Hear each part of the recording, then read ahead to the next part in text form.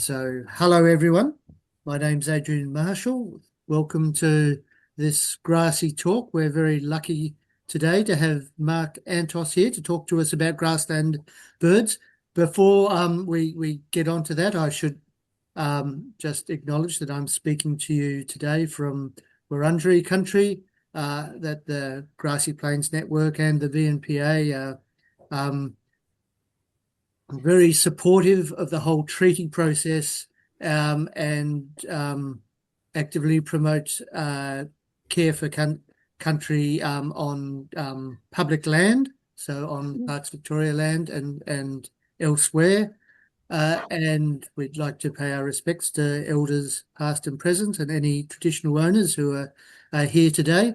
And as always, like to note that, well, no, actually, I was thinking this the other day. It's like, I spend so much of my time trying to convince people to like grasslands or whatever. And then it occurred to me that like 200 years ago, everyone in Australia liked grasslands.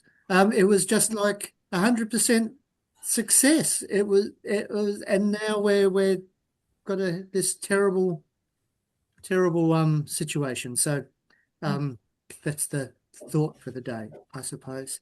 Okay, so we are very lucky to have Mark Antos here today. Mark has what do you got your PhD in? The ecology of declining woodland birds. He's now look, I haven't got the important bit. Yes, you have conservation. He's manager of conservation science at Parks Victoria, so that's a fantastic position, and he's got a great deal of knowledge to back that up. He knows enormous about birds in particular. I'd say he wrote our chapter on land in land of sweeping plains about grassland fauna, which was absolutely fantastic. Probably focusing more on the northern grasslands than the Victorian volcanic plain, but we're not grasslandish here, so we're very, very happy to have that. I would like to welcome you, Mark. Thank you for coming today. We'll put your questions in the chat as we go along, please, or just feel free to barge in. I suppose Mark probably rise to that occasion.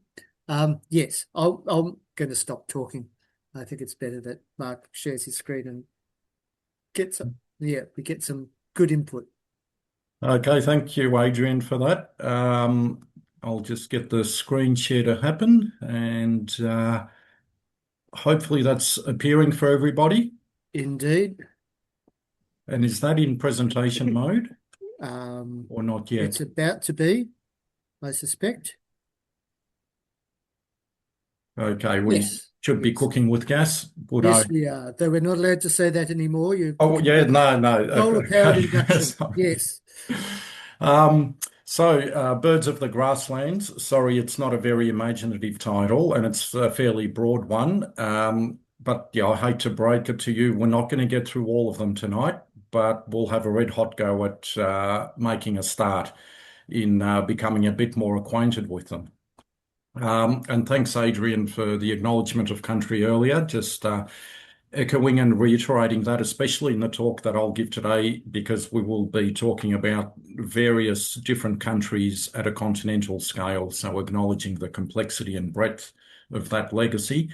So I will go a little bit beyond the horizon, not just the northern plains of Victoria, but as I said, a continental view of grasslands, because for various reasons, and most of them very understandable, a lot of our effort can focus on the peri-urban grasslands, and those grasslands are at a particular end of the spectrum in terms of the challenges that they face.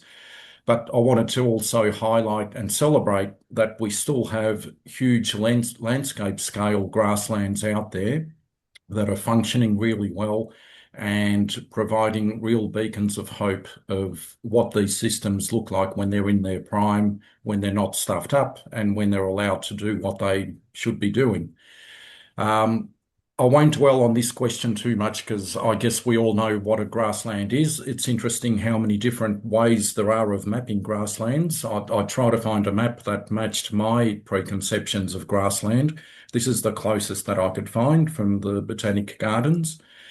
And I'll talk about at various stages of the presentation these four locations because that's where I've had the most experience in terms of either working, monitoring, or travelling through. Ironically, the volcanic plain is still a bit foreign to me. I haven't spent anywhere near as much time out there as I should. In terms of what's not a grassland, this map is probably it. And the disappointing thing is, this is taken straight out of a very contemporary ecological book published by a reputable publisher with reputable authors. Yet we still get these misconceptions of grassland versus cleared land versus cropland versus pasture. I'd personally love it if we had that much grassland in Victoria, but I think we all know that that is far from the truth. And also that perpetual question of is grassland the best term for these systems, given that half the time we're trying to manage that pesky grass for other values, especially from a fauna perspective. It's the herbs, the forbs, and the spaces in between the grass that we're really interested in. Yet we still insist on calling them grasslands. So if anyone's got a better marketing strategy for them, I'd love to hear that. You probably know what this is. This is the delicious aero bar. Those of you who are old enough might remember the slogan that they used in their advertising. It's the bubbles of nothing that make it really something. And that resonated for me, and I like to apply that to grasslands. So it's the spaces of nothing that make grasslands really something. And it's a hard concept to get across to the general public and to other audiences what we're actually striving for here. I should mention that the mint flavoured one is particularly good. And in my opinion, at least, this is the ultimate fieldwork food. So yeah, stock up. Okay, so to go on the quick tour of some of our grasslands, I'll start off a bit closer to home with the Victorian Northern Plains. These grasslands are fairly interesting in that they are dominated by wallaby grass and spear grass. Kangaroo grass is largely absent, and where it is present in the landscape, it's usually in the wooded sections of landscape, not in the treeless grasslands. There's a little bit of uncertainty about the origin and pre-European status of these grasslands, just how much of these are fairly novel and recently derived versus original, we'll never know. But one thing that is clear is that both public and private land in this part of the world, in terms of grassland, is actively managed, which is a good thing. The management tools have been a little bit limited. It's all through grazing. There's not really much of a fire history in this part of the world, except for a bit more recently, where it's been used in more of an experimental approach, but it's largely a grazing managed system. Yet it still retains a lot of high values, especially from a faunal perspective. If we go a little bit to the northwest, we get slightly different grasslands, and these are also really spectacular. So this is a lot of that country well north of Adelaide, but just south of where the Flinders Ranges start to kick in. So places like the Wallachra Plain and those sorts of areas. And you can see that the grasslands here are slightly different. We get that chenopod low shrubland influence, so it's not just grass. And also heavily utilised and disturbed ecosystem. You even find lone graves out there and all sorts of other interesting things. The other interesting veg type here is what they call the iron grass plains in places like Matoka Conservation Park. So that's actually grasslands that are dominated by Lomandra. So yet again, a non-grass species that is making up the bulk of that ecosystem. And these areas are home to the iconic pygmy blue-tongued lizard and many other interesting species. Now we start to get to the really, really big grasslands. So in the southwest of Queensland, where we've got the Channel Country in places like Diamantina National Park, you've got these huge, functioning, endless grasslands dominated by Mitchell grass on slightly heavier soils. So they are subject to periodic flooding, but they have just about all of their faunal assemblage intact. So that picture in the top right-hand corner, you can see that's an active burrow of a greater bilby. And in the bottom picture there, you can see a little bit of a runway emanating from where those people are standing. And that has been created and maintained by a colony of long-haired rats, which are a native rodent. Going a little bit further afield, and this is probably the largest grassland I've ever seen in Australia, where you could literally drive for a day and a half through nothing but Mitchell grass downs, and it's utterly spectacular, full of special grassland fauna.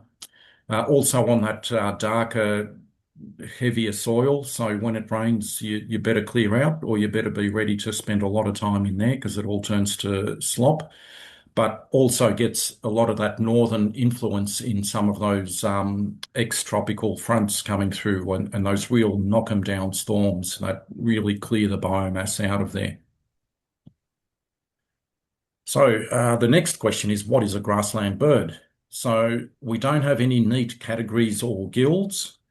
So they're not confined to any taxonomic groups. They're not determined by size. So our largest bird, the emu, is perfectly at home in grasslands. And I've inserted a little picture to the side there. There it is. And I've tried to keep the size comparison accurate. A golden-headed cisticola, another grassland bird that is smaller than an emu's head. So we get everything in between in terms of size out on the grasslands. So how can we usefully categorise them? A couple of ways that might help us understand what we see out there, why we see it, and how we can manage for those birds is how do they use the habitat of grasslands and what sort of movements do they use throughout their life cycle. So we've got two broad groups. There's grassland associated species. So these are birds that we often see in grasslands, but at the end of the day, they can't survive in a grassland alone. They need a different ecosystem to fulfill their life cycle. A classic example are some of the birds of prey, like the spotted harrier. It does all its hunting, all its feeding over grassland and cropland, but when it comes to nesting and raising a family, it needs trees. You will never get them in areas that are really far from trees. We've also got groups of birds that will use grasslands for certain activities. So, for example, long-billed corellas very frequently spend most of their day foraging in a grassland. But again, for the night, they have to depart and seek a different resource, such as a tree line where they can roost in safety. There's also birds that will use grasslands at certain times of year or during certain seasons, but don't stay there for the full cycle of their lifespan. And then we've got a whole swag of birds that will opportunistically use grasslands only under specific conditions. So it might be after a recent burn that attracts certain birds to a grassland, or it might be very wet conditions, such as flooding, when we get a lot of birds using those ephemeral grassy wetlands. But at the end of the day, they need that water to survive. On the flip side, we've got the grassland-dependent species. So these are the true believers that spend their entire life in treeless grassland, no trees required at any stage. And a lot of them have actually gone to such an extreme level of specialisation that they will avoid all other habitat types. So the plains wanderer is a classic example where you will never see one within 200 metres of a tree. So it poses that question, species richness versus species specialisation.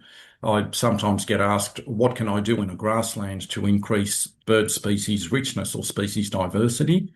Invariably, that is plant some trees, put in some shrubs, a little water feature or a dam, and you'll probably double or triple your species diversity. But the species that you attract are the generally more common and widespread species, whereas the grassland specialists, they're not inherently rich bird communities and also fauna communities. So compared to habitats like tall forests or heathlands or woodland, we don't have a high species richness inherently in grasslands. And that is an important point to make because often things get judged on species richness and diversity, a lot of modelling, a lot of prioritisation. We really have to sell the message here that we might not be good competitors in the species richness stakes in grasslands, but when it comes to uniqueness and specialisation, then yeah, we take the cake. So lower species diversity and richness does not mean that it's any less important as a faunal community. In terms of movements, three broad categories. We've got the residents, so the guys that live there all year. So things like Richard's pipits or Australian pipits as they're called nowadays. A lot of the raptors, things like golden-headed cisticola, they'll be present all year in a patch of grassland. Then we've got the classic migrants. So this is where the majority of the population undertakes predictable and seasonal movements away from the grasslands and then returns. And the classic examples here are things like singing bushlarks and brown songlarks. And then we've got this interesting category of nomads. So these are your classic boom and bust species that often have very erratic movements and are quite unpredictable. The further north you go in Australia, the more dominated grassland bird communities are by these erratic raptors and these boom and bust species. And good examples are things like button quail, inland dotterels, and so forth, and some of the raptors as well. At the end of the day, all grassland birds have good dispersal capabilities. So that's a good thing to have in the toolkit when we're talking about conservation compared to some other bird communities such as woodlands and forests. Dispersal can be a key limiting factor for a lot of species, not so in grasslands. They're all fairly comfortable with moving through the landscape. Just to reiterate that eruptive nature of some birds, this is one of my favourite papers, and it's a joy to read by the Crowthers.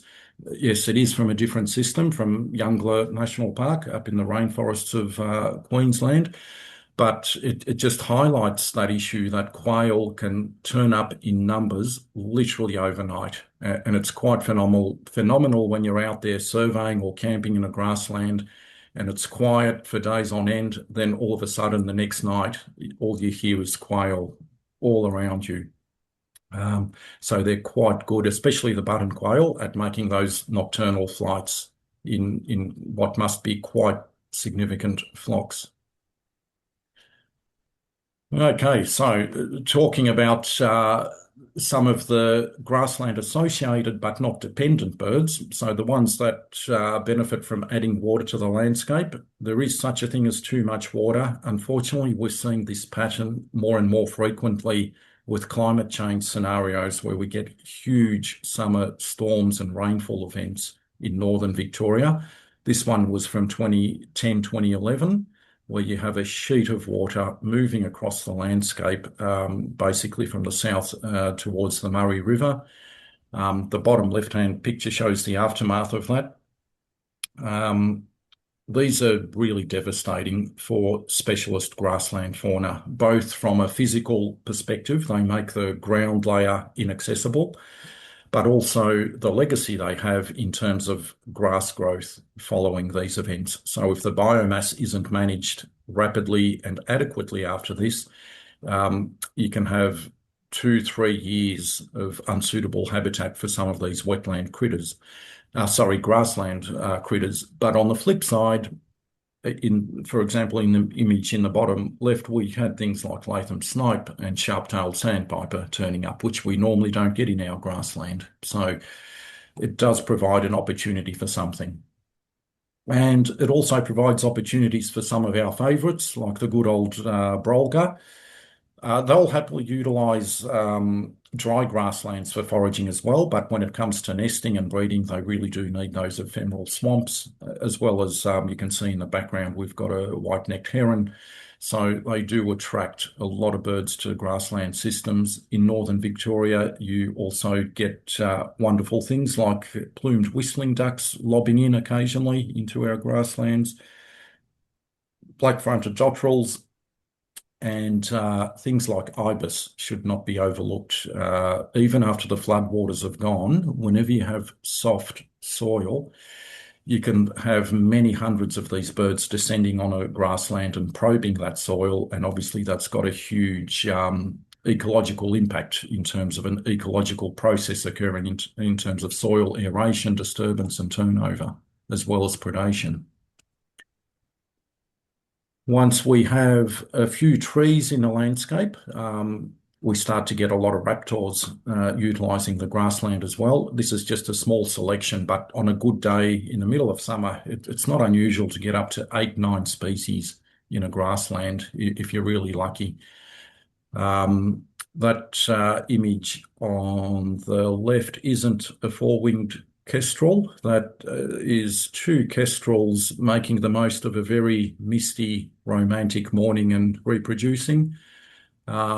In the middle, we've got spotted harrier, which is one of the classic grassland hunters that has that really specialised foraging technique of methodically flying low over grasslands in what looks like transects nearly, usually 3 or 4 meters above the ground, just fluttering and hovering, just looking for an inch of movement from something before it pounces on it. And then things like black falcon in the bottom left corner, extremely rapid and aggressive hunter of open country, and of course iconic species such as the wedge-tailed eagle. When it gets dark, we get another cohort of birds. Again, these do require trees for roosting or nesting, especially in the daytime, but I'm always surprised how many we get of some of these at night in grasslands, especially frogmouths and owlet nightjars. I always assumed that they were more woodland birds, but they readily utilise grasslands. On a number of occasions, we've seen owlet nightjars actually perching on the ground quite a long way from trees, which is quite unusual and unexpected. And also a lot of the parrots will need trees in the landscape, but will readily utilise nearby grassland. Red-rumped parrot, a classic example. The other common name for them is grass parrot, just to reinforce how much they depend on open grassy places for foraging. And in the other picture here, we've got a scene from northern Victoria with a small flock of cockatiel roosting on a tree in a grassland for the night. The other bird you'll see here is the ubiquitous magpie. So magpies and ravens, also quite numerous birds in the grasslands. We often take them for granted just because they are so ubiquitous and so common. But one thing that a lot of people don't realise is that they are, or potentially can be, quite significant predators of other grassland fauna. So whenever you do add that woodland element, a little bit of clutter, man-made objects that encourages these birds into the landscape, don't forget that you are potentially bringing in elevated levels of predation from these birds. In terms of shrubs in grasslands, usually when you get just a smattering of shrubs, not too much, it brings in another cohort of birds that ordinarily wouldn't exist.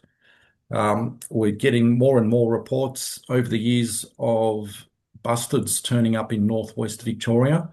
These birds are quite at home in treeless grassland. They usually like it a little bit rougher though, with taller veg and the odd shrub. And then we've got the smaller birds such as zebrafinch and white-winged fairy wren. Zebrafinches are now pretty much resident in places like Werribee. They do occur in the Western Grasslands Reserve footprint, even in places like the back of Altona. So it is a species that appears to be building a bit of a foothold just to the west of Melbourne in our grassy landscapes. And a lot of these birds, especially the white-winged fairy wren, it's amazing how few shrubs they need to survive. They just need that little bit of cover that they can build a nest in and seek shelter in.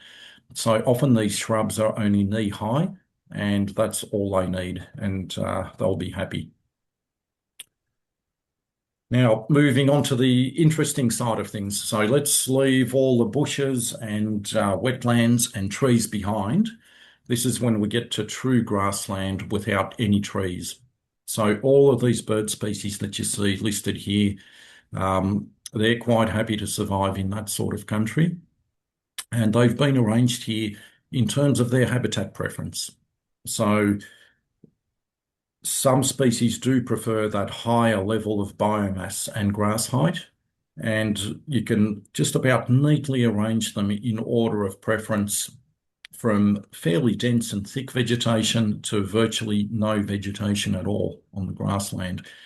So we can take a hypothetical walk through a grassland here. Let's imagine we've just pulled up by the side of the road.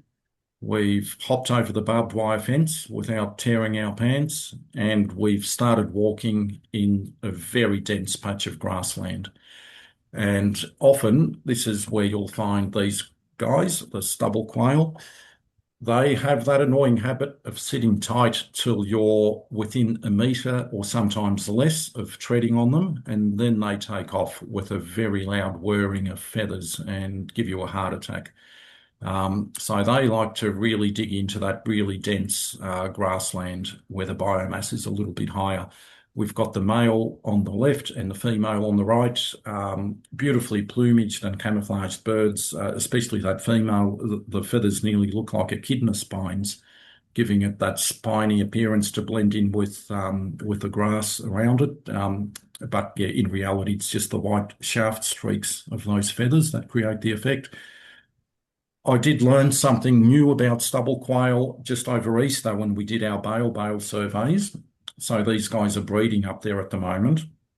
And we found a few clutches of nests that had 9, 10 eggs in the clutch. And I thought, no, that's a bit odd. It must be a double clutch where multiple birds have laid in the same nest. So I got home and did some research, and no, it's normal. That's what they do. One female stubble quail can pump out anywhere from 8 to a dozen eggs in a single clutch, which explains why they're so prolific. These birds can be super abundant in grasslands if the conditions are right.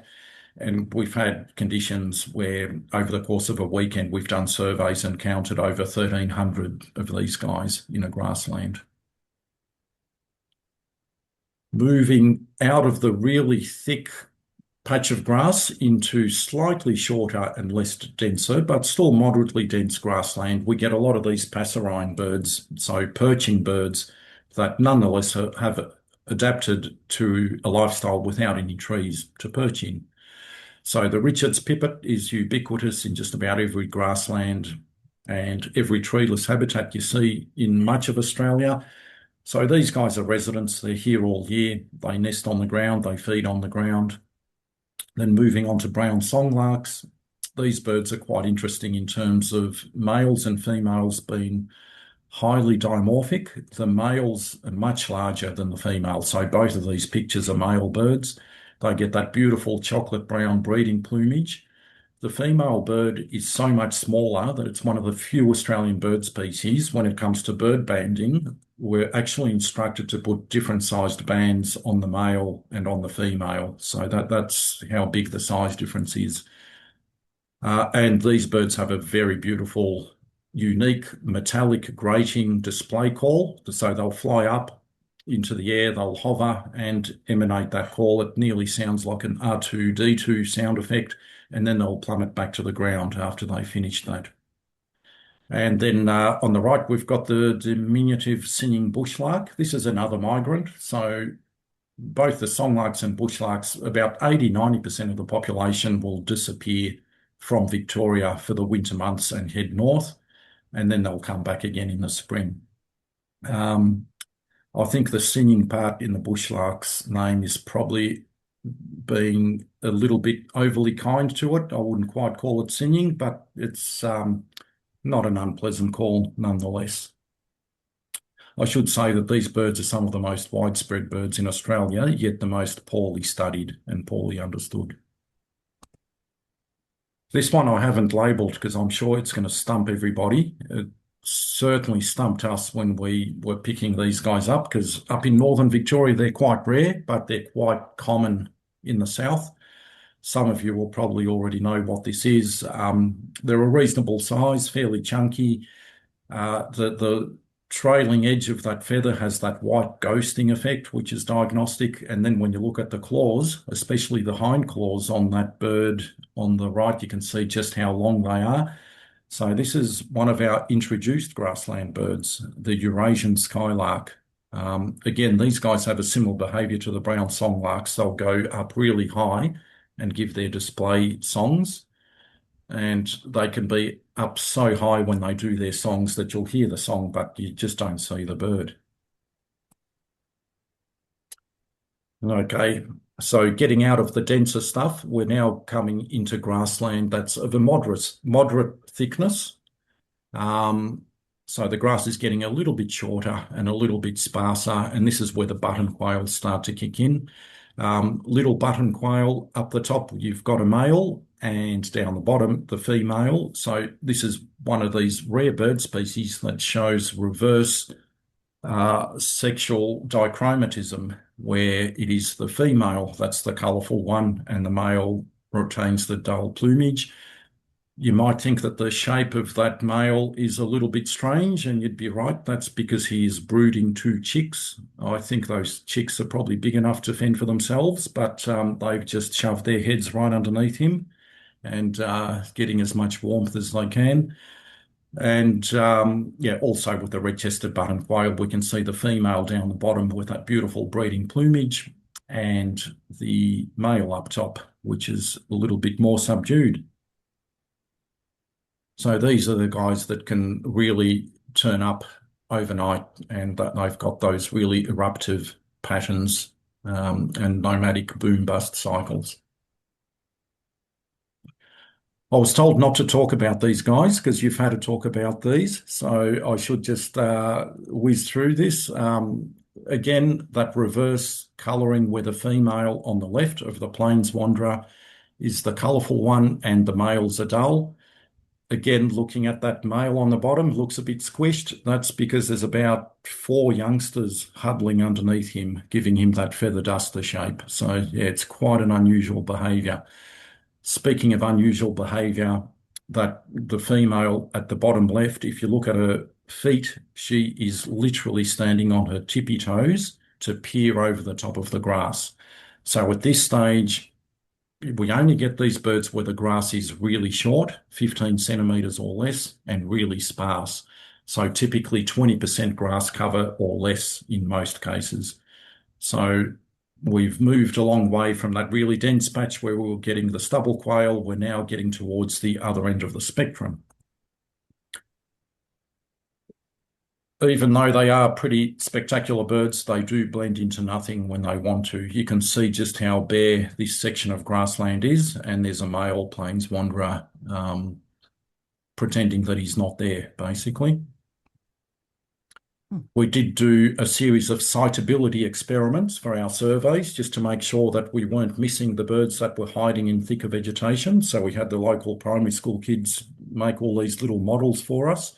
Some models were better than others, but they did the job. We put them out randomly, and we didn't tell any of our surveys that they were out there, just to see how many would get picked up. And it was quite pleasing to see that the number of birds that got picked up, sorry, not birds, models that got picked up was higher than expected. So it did give us a bit more confidence of detection and of the methods that we were using. This habitat is probably as dense as it gets for plains wanderers. It's not what we typically class as ideal, but have a look how open it is and how far the nearest trees are, and bear that in mind for a little bit later in the presentation, because I'll go back to this theme. The reason this habitat is a bit dense is because right there is a nest with 4 eggs. So they will use slightly denser country when it comes to nesting versus foraging.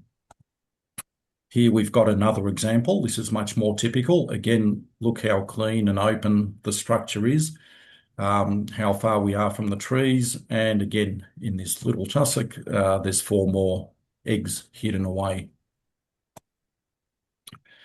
The really important role that the plains wanderer plays, especially in northern Victoria, New South Wales, is a flagship species for grassland conservation in general. So there's been thousands of hectares of grassland now purchased or protected by covenant on private property, namely around the plains wanderer.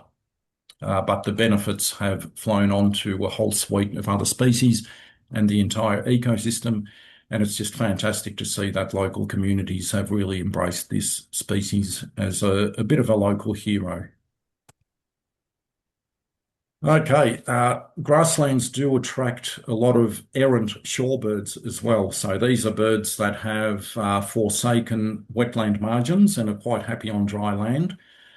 Again, we've moved to even more bare grassland than where the plains wanderers were. You can see why it's bare because it's been grazed pretty well by cattle. Yet there are species that love these conditions and won't occur under any other circumstances. You can see the owner of this nest lurking in the background. Here he is a little bit closer, the banded lapwing. Quite a beautiful, spectacular species, obviously closely related to the masked lapwing, equally as pugnacious and aggressive, but a bit more diminutive in size. I remember I first saw these guys when I was still in high school at Moorabbin Airport. And the only reason they were persisting there was because the grass was mown so short around the airstrips. So it goes to show that for these guys, it's all about the structure. They don't care too much about the floristics. If it's nice, short and open, they're happy and they'll nest there. And yeah, just to prove the point that they do get a bit aggro when you come close to a nest. They hold their own.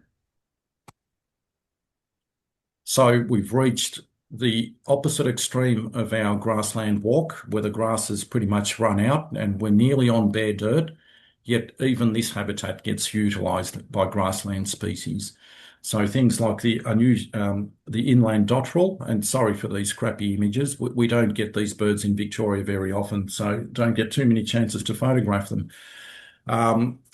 Again, these are more common in the more semi-arid zones, and Australian pratincoll, a very graceful shorebird that has adapted to a dryland lifestyle. Every now and again, when we get a hot, dry summer in northern Victoria, these guys will start appearing in reasonable numbers. And just to focus in on a couple of very special birds. So this is up at Astrebla Downs National Park. So those Mitchell grasslands in the southwest of Queensland in the Channel Country. And I had to mention this area because it has got some very iconic and very special grassland birds that draw the bird watchers in from all over the world. So we've got flock bronzewings, which are true grassland specialists. They nest on the ground. There's accounts from early settlers complaining that the wool of their sheep was being spoilt from the yolk of all the eggs that the sheep had walked through and laid down from these flock bronzewings. They will nest in a colonial type arrangement and they can be abundant if the conditions are right. So you will either see none or you'll see a couple of hundred. It's another one of these species, if they're feeding and if they're on the ground, if you're on foot, you can get surprisingly close to them before they take off. But when you get a couple of hundred taking off simultaneously, the noise is quite breathtaking and yeah, certainly stops you in your tracks. It's probably the closest thing we've got to a sand grouse. It looks like a sand grouse, even if in its body shape. So a bit of an example of convergent evolution. And they do share a similar behaviour to the sand grouse species of Asia and Africa. When they are brooding young, they will actually fly to a waterhole and land on the water And the first time I saw a bronzewing, a flock bronzewing, it actually flew into a dam and landed on the water. And I thought, oh, hang on, that's not a bronzewing, it's a duck. But no, it was a bronzewing. And they'll sit there for a few seconds, let the water soak up into their feathers, and then they fly back with those wet feathers. And the youngsters will then get their water and their drink from the feathers of the parents. And the other raptor here that we have is the letter-winged kite. It is, well, I'd call it semi-nocturnal. Most of its prey is nocturnal, so highly eruptive, and it basically follows the fortunes of our native and introduced rodents in these systems. So whenever the long-haired rats have a good year, then they're followed by huge numbers of letter-winged kites feeding off them. Okay, I'll just quickly move on to some of the monitoring that we're doing for some of these grassland birds and grassland habitats. So the methods that we use are vehicle-based spotlight surveys along transects that are 100 metres apart. We do this 6 to 8 times a year at Terek, and we've done that since 2009. And we do it annually at the Bale grasslands, and that's occurred since 2017. We also do multiple habitat assessments at random points, as well as at points where we detect plains wanderers. We record all vertebrate fauna. Grassland birds get banded so that individuals can be recognised later on. And we use a citizen science model. So we've had probably hundreds of community members by now coming out and helping us with these surveys, which has been fantastic. So a big shout out to all the volunteers that have helped over the years, including the Field Nats Club of Victoria. So it's not just about birds. There's a whole heap of other really significant, really special grassland species out there that we encounter and record. This is a bit of a strange image. A couple of gentlemen in the middle of nowhere having an earnest discussion overlooking some golf balls. It could be one of these competitions of put in your own caption. So this is one of our habitat assessments. We use 1 metre quadrats where we do percentage estimates of different life forms and heights. And we also use the golf ball method, which is a surrogate for biomass measurements or vegetation openness. This was developed by Nick Schultz at Fed Uni, and it's just a basic scoring system of how many golf balls you can see. So we throw 18 golf balls out there. The ones outlined in blue, so basically if you see 90% or more of the golf ball, give it a score of 1. The ones that are outlined in green, if you can see between a third and 90%, we give it a score of 0.5. And the 2 pink ones, if we see a third or less, we don't score them at all. So here's just an example of some of the scores that we get in different grassland conditions. From a thick grassland where the score is only 2, an intermediate one with 9, and 18 where it's pretty bare. And we can use that to map the habitat across our paddocks. In this case, the red and pink stuff is really dense. The green stuff is getting to be a little bit more ideal, and the very dark green is very open. You can see how much things change from year to year. So the top year is 22, 23, bottom year 23, 24. It just allows us to monitor management effectiveness of grazing regimes to make sure that we are getting things right for the things that we are managing in those grasslands. So just some quick lessons and musings from the past 16 years of monitoring in these grasslands. And I remember at a conference, I'm pretty sure it was John Morgan, who challenged us to think about baselines and how they influence how we see a system and how we try to manage it based on that initial baseline. So when we first see something, what do we regard as normal and what do we try to bring things back to? And that was quite thought-provoking, I thought. So it's something I think about quite often. And I'll go through some of these lessons and observations pretty quickly in the next few slides. So yes, not dealing with pristine systems, especially on the northern plains. I mentioned earlier there's a bit of conjecture over their origin and history, but one thing that we do know is if we stop managing them, they nearly all revert to woodland. So in this case, we've got bull oak regenerating on what we traditionally regard as a grassland. Maybe not a bad thing, given that bull oak is a threatened species in itself. But in other areas, we've got cypress pine, we've got black box. So I'm pretty convinced that a lot of this was open grassy woodland with maybe a few more open patches and nowhere near as open as what it is today. The picture on the right shows a remnant yellow box tree, and you can see by that lignotuber that in a lot of these cases we've lost half a metre of soil. So nothing pristine about these systems. They do require active management and attention to maintain them for whatever values we determine to manage them for. Walking away and leaving them is the worst thing to do. But it also offers some scope for hope in terms of restoration. And this is purely from a faunal perspective. So sorry if you're a botanist, the story might not be as rosy, but from a faunal perspective, we've got one paddock at Terek National Park. It's about 130 hectares.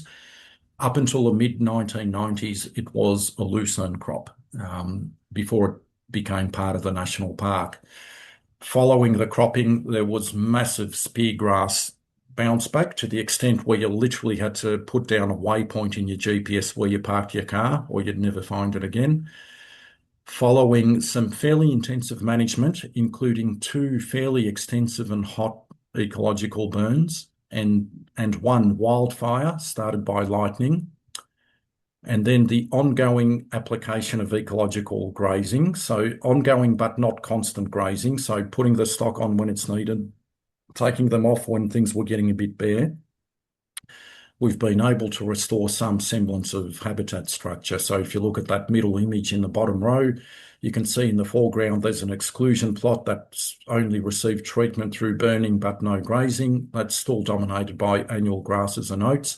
But beyond the fence where the car is, where we've had burning and grazing, we start to see that open tussock landscape, those spaces of nothing that are really important for a lot of the fauna that we're managing for. And we have had some veg complexity recovery. So again, if you're a botanist, it's probably not ideal. And from a vegetation perspective, there's still a long way to go. But from where we were in 1994, we've come a long way. And most remarkably, plains wanderers, dunnarts, and curl snakes have all been recorded in this paddock less than 15 years after cropping. So there's plenty of hope out there for restoration for faunal communities. The only caveat here is that this paddock is adjacent to high quality native grassland, so it's not far from source populations. So the importance of a long-term view, this is 16 years of monitoring plains wanderer encounter rates condensed into one slide. You can see it's a little bit all over the place. So a very dynamic species. Part of it is because we rotate our sites as well. So it's not all for a continuous site in time. And yet, so it's birds per kilometre travelled. But when you think about the length of most studies, like PhD programs, you're lucky if you get 2 full seasons of field work, maybe 3 if you're pushing it and taking your time. So I've just selected 3 random 2 to 3 year periods of that database. So if you were out there on the plains during 2011 to 2013, after those floods, you could conclude that plains wanderers were absent. If you were there at this time, you'd think, yeah, they were a bit up and down, but generally it's pretty steady. Or if you just started your surveys towards the end, you think, oh, wow, they're going gangbusters. There's no stopping them. These things are going to take over the planet. So it just reaffirms that we really need to put a lot of caution to timeframes and the conclusions that we draw in these highly dynamic systems. And, you know, this has been generous in putting 2 to 3 year timeframes in. and when we look at the timeframes that consultants operate in, when they deliver a finding of a grassland and threatened species, it's much shorter than that. Similar thing here, a long-term view of habitat structure assessment. The blue line up top is grass height. The yellow line at the bottom is the golf ball score, so they're correlated. It's all about openness. After doing this for a number of years, we've seen that most sites where plains wanderers occur get a golf ball score and a grass height of around 15 centimetres. So it gives us a bit of a baseline to aim for. And sure enough, when we actually look at the numbers and how have they compared with what the habitat's been out there, we can see that when the golf ball score and the grass height has departed from the ideal state, that coincides with periods of either complete absence from the landscape or very low numbers. And conversely, where we get these two variables converging on that dotted line of preferred habitat, that also coincides with when we get the best detections of plains wanderers with a little bit of a short lag effect. Similar patterns for the bale surveys. You can see just how different your encounter rates can be in different seasons. Some species show similar patterns, others show quite the opposite. Importantly and tellingly, when you look at some things like the red-chested button quail and hooded scalyfoot, it has taken us 5, 6, 7, 8 years before we've even detected them at some of these sites. So the long-term view is really important. Just a little bit on plains wanderer movements. This is an example of a bird that we banded that was recovered nearly a year later in New South Wales and 124 kilometres away. So that's the longest recorded movement for the species. Great news for us because it shows that the populations are linked, so they're not genetically isolated. From a conservation perspective, that just creates a much better scenario and reduces a lot of the complications we might have needed to have dealt with otherwise. But overall, we get very few recovery rates of banded birds. Most movements are less than a kilometre. But what we do get is we keep getting new birds at the same sites in the same paddocks. So there is high site fidelity from the species, but very high turnover rates of individuals, which is a really important finding. The implication of this is that these birds move a lot through the surrounding landscapes, much more so than we appreciate. So when we are talking about things like wind farms and other land uses changing in the surrounding landscapes, that is particularly pertinent in this case in terms of the impact that that could have. So looking at managing biomass purely from a faunal perspective, so ignoring the needs of flora, this is hypothetical data of how a system behaves over a period of time, so that could be years or months, and looking at grass height as a variable. So we can see if we get a ecological grazing regime right, there will always be variation where the grass gets shorter, taller, more open, a bit denser, but it's usually a bit more of a smoother pattern than under a burning regime. If we superimpose that over a known preferred habitat range of a hypothetical species, if we want to see stability and growth in the population of that species, it is in our interest to make sure that the habitat is in the ideal condition for that species for as long as possible to affect real population growth. This is where we have tried to apply ecological burning in some of these grasslands, and this is purely where we've identified fauna values over flora values. Some of the issues that are raised are that we nearly have to allow the habitat to become unsuitable before it will carry a burn. So that's a bit of a tension point. But it becomes really critical if you miss your burn window for that season or that year or 2 years, because then it means that potentially that habitat is offline for some of these species for quite a long time. When you do put that burn in, if it's been done at an appropriate scale, you get rapid step change in the habitat structure. often accompanied by high predation levels. So just something to be wary of, depending on what you're managing for, that there could be potentially different impacts of different of different biomass management regimes. Okay, final point. And this is more of a intangible one. I don't have any data for this, but one thing that I'm pretty sure of is when I first started visiting the Northern Plains 25 years ago, they seemed to be vast and open. Remember those pictures that I showed where the plains wanderer nests were, just how featureless those grasslands were to the horizon? I reckon that that is gradually disappearing through land use intensification, as well as through other forms of unintended clutter in the landscape. So even in this day and age, we're still getting trees being planted on our grassland, which is a bit distressing. And of course, where you do get these trees planted, we can't graze that anymore and we can't burn that anymore. Hence, you've got this nice green carpet of annual grasses that preclude just about all wildlife. But in 20 or 30 years, you'll probably have a nice woodland for noisy miners and galahs. So it's all about getting our priorities right, I think, for some of these things. The other image, the top right, I'm afraid that it's researchers that are to blame for this one. A fairly intensive study plot array, but it looks like something you'd see on the beaches of Normandy to stop an invasion, I reckon. And fences, they've got ecological consequences as well. We do like to revise a lot of the fencing to be more aligned with soil types and ecological boundaries, but we've got to be also careful about not making fencing density too great. I have had the misfortune of seeing plains wanderers and stubble quail flying into fences and dying. So they do present a real risk. And then just generic clutter like trees and farm buildings and infrastructure. This kestrel that you can see in the picture, there's a little bit of a dangly noodle type thing hanging down from it. That's an olive legless lizard. We were watching this guy throughout the course of a day, basically using this structure as a hunting perch and a foraging site. Every 20 or 30 minutes, he'd come back with another legless lizard.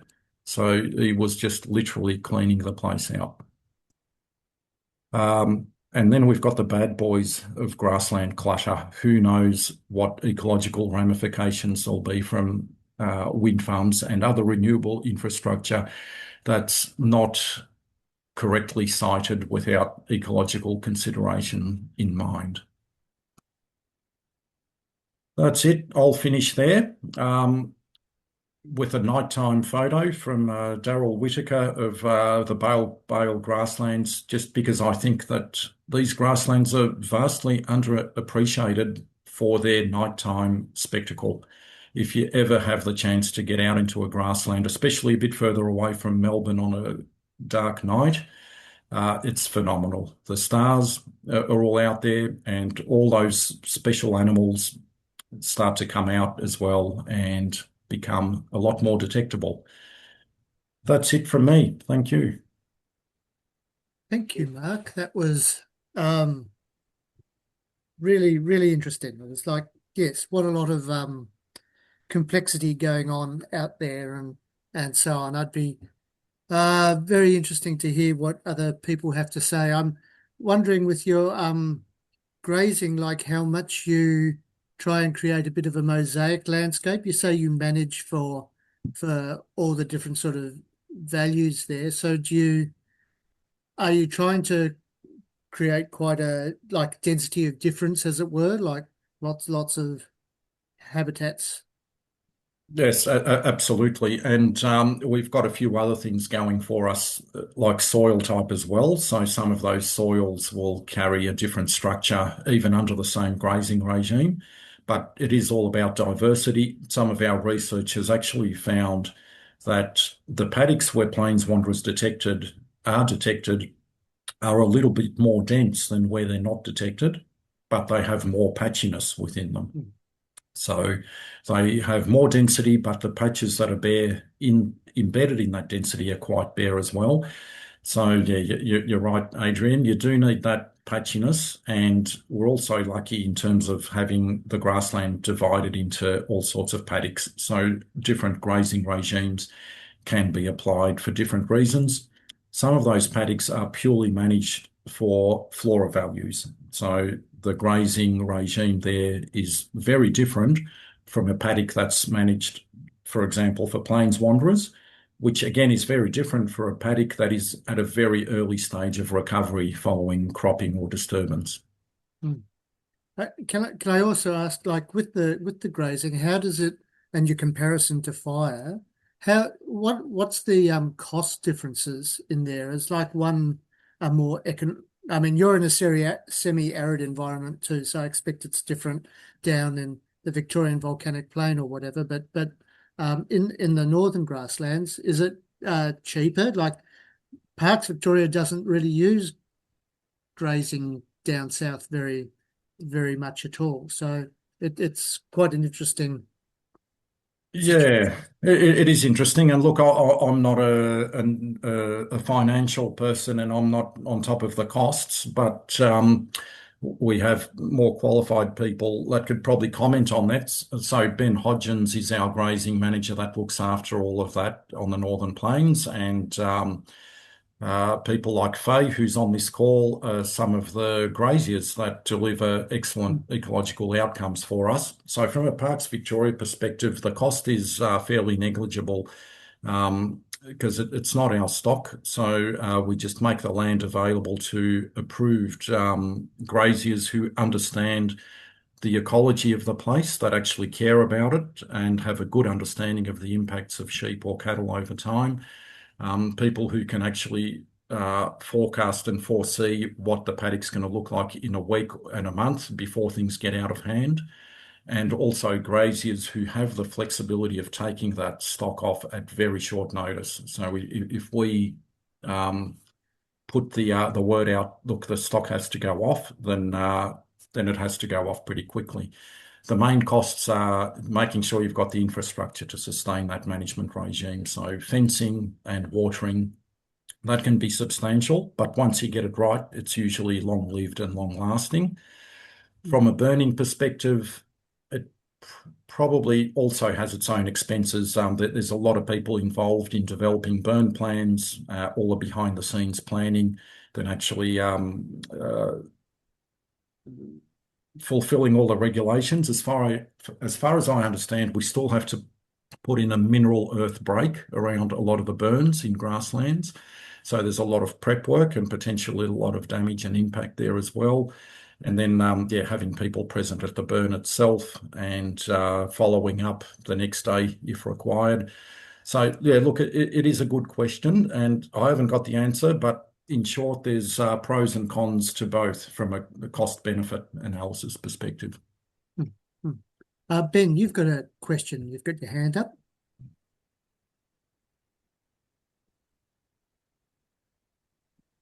Hello, Mark. Yeah, I just questioning about your graph of hypothetical burn versus grazing biomass, which looks reasonable as an estimate of what would happen, but it's probably in a single spot. But what happens when you have more mosaic pattern on your burning? Because I gather some of the fauna species in general often like a fairly variegated landscape in terms of the biomass. And whereas I'm wondering if you have any kind of idea of how the grazing compares to maintain that kind of heterogeneous vegetation structure. I'm just experimenting with mosaic burning, and there seem to be some ways you can do it, at least on a small scale, that creates that. Yeah. Yeah. Thanks. It's a good point, Ben, and that mosaic burning is probably the holy grail that we're all striving for. So we want impact on a big enough scale for fauna to respond to. So bearing in mind, this is quite different to what we'd be aiming for a plant response. So to create a large enough patch of suitable habitat to attract and retain fauna, you kind of need to treat quite a large area. But at the same time, you're trying to aim for that patchiness within that area. And it can be hard to achieve.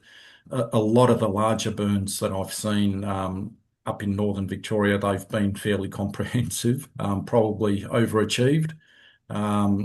So in the short term, it certainly hasn't been great, but in the longer term, things have come back nicely.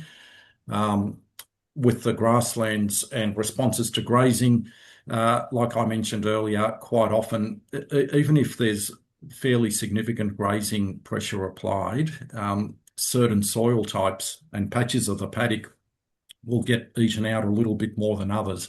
So it's rare for an entire paddock to be homogeneous under a grazing regime unless you really get it wrong and keep the stock in there for way longer than it should be.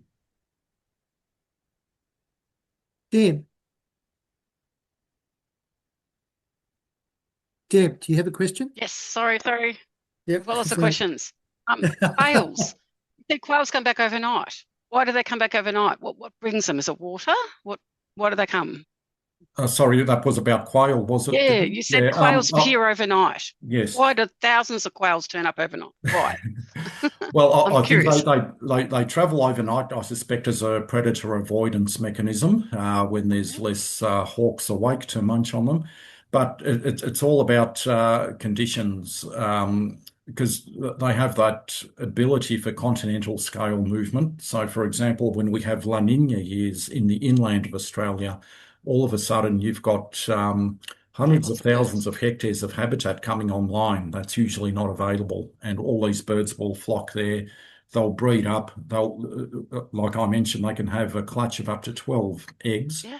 And if conditions are right, they'll just keep breeding and breeding. So you can imagine Yep. exponential population growth. Then all of a sudden, if the food runs out or if the climate becomes really dry and really harsh, you've got this huge population of quail that are on the move and trying to find something a bit more favourable.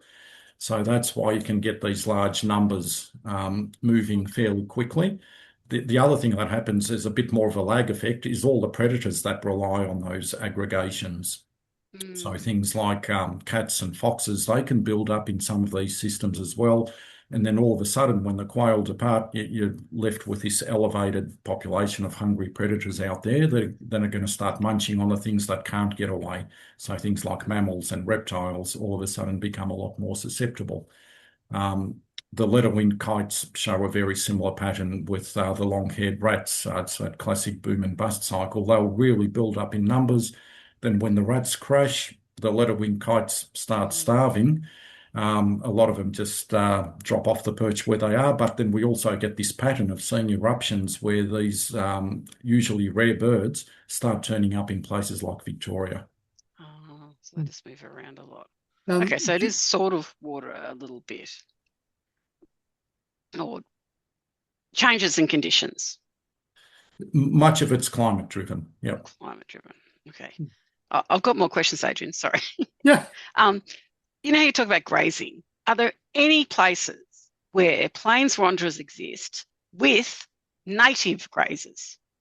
Kangaroos, wallabies, anywhere? Is it anywhere like that, or is it just doesn't exist? Look, I'm not going to say it doesn't exist. It probably does somewhere, but I don't think it's common. The trouble is with macropod grazing, we're in a much less position to control it when it gets to that other end of the spectrum, when things get overgrazed. Yeah, it's a lot harder to control macropod populations or shift numbers. So I know there's instances in some of the New South Wales parks where there's very high macropod densities that have actually now precluded plains wanderers from occupying sites where they were in the not distant past. At Terek, we've got macropods maintaining some excellent plains wanderer habitat, but it's within a couple of 100 metres of the creek line where there's trees. So they graze it very heavily. Even during wet years, it maintains a nice structure, but unfortunately it's just too close to that tree line to be utilised by that species. Is it because the grassland isn't big enough, though, away from the tree lines? I just don't think the kangaroos can move away far enough, often enough, in enough numbers to maintain that same level of grazing, because they Okay. They live in the creek line during the day. It's close to Mm. home. They're not going to go bounding across 3 or 4 paddocks to eat something when they can get it within a couple of 100 meters. So I'm guessing that that's what's driving that one. That's interesting. I'm also I've done burns, and we don't need to do mineral earth breaks at all in the grasslands. So I'm not sure why people have to do it there, because we don't. You definitely don't. You can get your CFAs to do them properly without mineral earth breaks in the grasslands. And there was one, I think, plains wanderers, are they migratory? You know how we've got trackers on them now, and we sort of know they're flying different places. Do you think they're moving somewhere and then coming back? Or do we just don't know because they Yeah, fall look, off? I suspect there is a bit of that going on, but at the end of the day, if the conditions are right, they will not go anywhere. They're quite happy to stay put. So the name Plains Wanderer is a bit of a misnomer. It's only when the conditions get out of whack. So if things get too dry, if the grass gets too dense, or if it gets too short, then they're forced out. And they're pretty good at covering distance and finding other patches of habitat. We've got one example of a plains wanderer that we banded in one reserve that got flooded quite severely. So we banded the bird before the floods. We heard from locals that the reserve was underwater for quite some time, that the water was actually flowing through it substantially. And then I think it was maybe 8 or 10 months later, we picked up that same female plains wanderer within 50 metres of where we banded her before the floods. So obviously that bird must have gone somewhere in the interim, but then came back to that specific spot again. Thank you. Thank you. Julie Cameron's got a question, which is a nice, refreshing question. She says, I'm confused now. I'm trying to increase biodiversity of vegetation to bring in fauna, including birds. Now I think I have to reassess. What do you have to say to that? Look, it all depends on your context and what you're managing for. So if your grassland is a fairly small patch somewhere where you're not likely to get plains wanderers or any of those real open country species, then there's nothing wrong with diversifying it up a bit, putting in a bit of a shrub layer here and there, a few trees, and you will get your maximum diversity that way. However, if you are in a large landscape that's still moderately pristine, that's got a lot of that grassland fauna intact, then I'd be aiming for less. It's that classic adage, less is more. So you've got less species, but the ones that you do attract and the ones that you do keep are really, really valuable and really special. It reminds me of a conversation I had with David Baker Gabb when we were talking about removal of boxthorn in some of our grasslands. And I was a little bit concerned that, oh yeah, well, we've got to get rid of them. But if we get the boxthorn, you know, we'll lose our zebra finches and our white-winged fairy rings because they nest in there. And David rightly said, well, you could manage for those species, but just bear in mind that they're some of the most widely distributed species on the Australian continent. They occur everywhere. Or you could manage for the plains wanderer, which only occurs here, and it's one of the most susceptible and unique birds in the world. And I thought, yeah, well, you've nailed it. You've put things into perspective. So we can all have that sort of conversation, but it's just it comes down to being clear what context are we operating in and what are we managing for, and base your decisions on that. Indeed. Yeah, that's very profound. That's Bonnie Gilman has a question. How do plains wanderers manage with feral cats? And I suppose foxes too, for that matter. Yeah, not very well. So it probably doesn't come as a surprise to any, although it did come as a bit of a surprise to us, I must say. For a long time, we thought that though it wasn't a huge issue, but then through the work that Dan Nugent did for his PhD and some of the captive releases through Zoos Victoria, we found that there was very high mortality of released birds from mammalian predators as well as avian predators. So that was a real wake-up call. But having said that, with our surveys, I find that once you get out in the proper grassland, so if you're a long way from farmhouses, from shrubs, from creeks, from chook sheds, You just don't see cats and you rarely see foxes. The closer you get to that structure, that structural element, then they start appearing. And it goes back to that point of clutter in the landscape. I don't think a lot of these introduced predators particularly enjoy or are very well designed to hunt in those open, seemingly featureless landscapes. They will stick to where there's a bit of cover and a bit of structure and exert higher grazing pressure where those habitat features exist. So, Mark, those nice open spaces without a lot of stuff, less cats, and maybe that's why the plains wanderers more likely to do better. It's because there's less cover for. Yeah. Yeah, I'm sure that's got a lot to do with it, and it comes down to also that's the same reason why they don't like trees. I'm sure it's not because they don't like to be in the shade, it's because trees are where predators perch. So in the daytime, that's where you've got your magpies, your ravens, your birds of prey perching and scanning, and the birds never occur close to those habitat features because of the potential for elevated predation risk. Thank you very much. There's been a lot of talk of structure. What about with do the floristics matter? Like, is it native? Does native versus exotic weed cover, that sort of thing, really have much of an impact on many of these fauna species, or is that not the main game? First and foremost, it is structure. A lot of these animals are quite adaptable, so they won't be so concerned about floristics. But in a lot of cases, there's a correlation between floristics and structure. Whether you get a sward of annual grass versus isolated tussocks of native perennials. So there's some correlation there. But at the end of the day, some of the paddocks that we work in have a very high load of things like onion grass, the Romulea, and it comes up pretty thick, gives the whole place a green tinge, but because it never exceeds 10 or 15 centimetres, the plains wanderers still happily occur there, and then come spring, summer, it burns off and opens up again.